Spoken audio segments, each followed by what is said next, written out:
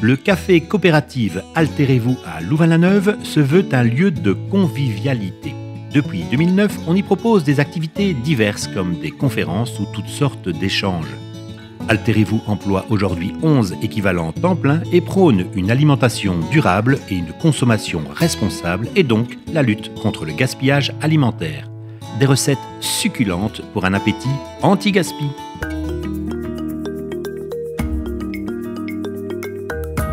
L'idée, c'est de sensibiliser à des pratiques qui sont durables, à l'écologie, à une consommation qui est réfléchie et responsable, donc de manière générale au développement durable.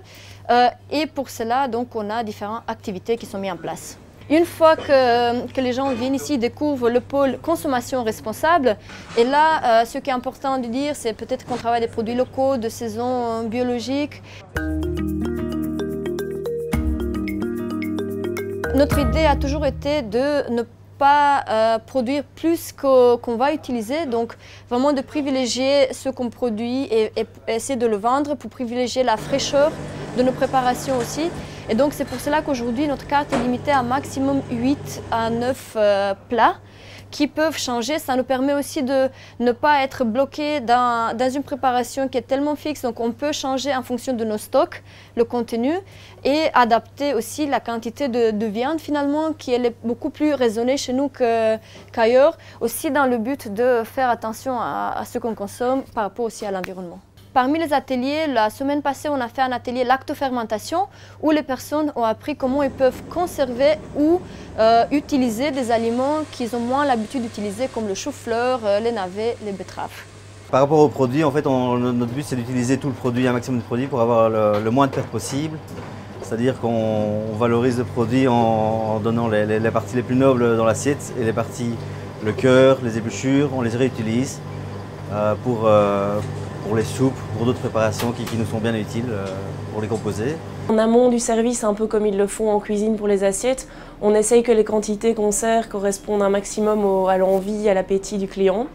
Donc pour le pain, exemple très concret, on sert du pain à volonté aux clients, mais avant d'en servir, on demande toujours s'ils en veulent. Donc que ce soit pour patienter en attendant le plat ou en accompagnement de la soupe ou de la salade de chèvre. Et donc en fonction de la réponse, non, oui, un peu, beaucoup, j'ai très faim, eh bien on adapte la quantité qu'on sert, ça nous permet de moins en jeter au final. On a aussi dans la même optique remplacé il y a peu de temps le beurre. Avant, on servait toujours des petits pots de beurre avec ce pain. On a remplacé ça par des bouteilles d'huile avec un petit bec verseur, ce qui permet simplement de passer ce petit pot d'huile de table en table et on le remplit au fur et à mesure.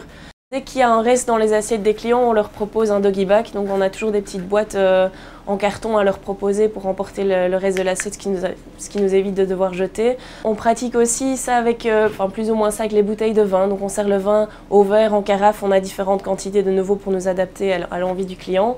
On ne pratique pas le vin à la ficelle, mais il arrive souvent que la bouteille sur la table ne soit pas vide. Et donc là, on propose le bouchon et les gens peuvent repartir avec leur bouteille. Nous, on est super sensibilisés aussi à ça, toute l'équipe salle.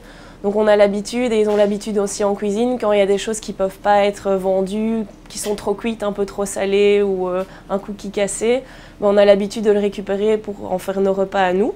On a l'habitude aussi de pratiquer le doggy bag. On a plein de tupperwares en cuisine. Quand on ne termine pas notre assiette, eh bien on repart avec. Avec tout ce qui n'est plus consommable, tout ce qui doit être jeté, dans le bar comme dans la cuisine, on a une petite boîte compost.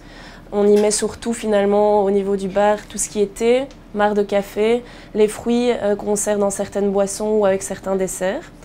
Et donc on récolte ça tout au long de la journée, on va le porter, c'est super pratique parce qu'on a un petit compost vraiment pas loin. Travaillons régulièrement le pois chiche, nous l'amenons en sac de 25 kg sec, c'est-à-dire que ça demande une petite organisation, on sait qu'on doit le tremper pendant toute une nuit. Mais par équivalence, ça représente par exemple, pour une boîte de conserve de 400 grammes, c'est comme si on utilisait 130, plus ou moins 130 boîtes de pois chiches, alors qu'ici en fait on se retrouve avec un grand sac en papier. Alors, résumons, il faut adapter les menus, sensibiliser le consommateur, maximiser le produit, adapter les portions, consommer les restes, valoriser les déchets et penser aux autres déchets.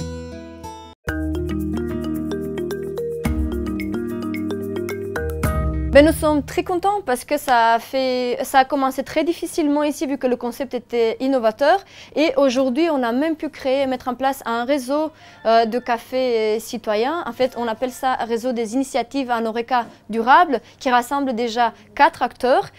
Et donc, c'est l'exemple concret du fait que oui, ce concept plaît et qu'il y a des personnes qui s'y intéressent. Et oui, l'anti-gaspi dans l'Horeca, c'est une recette du succès.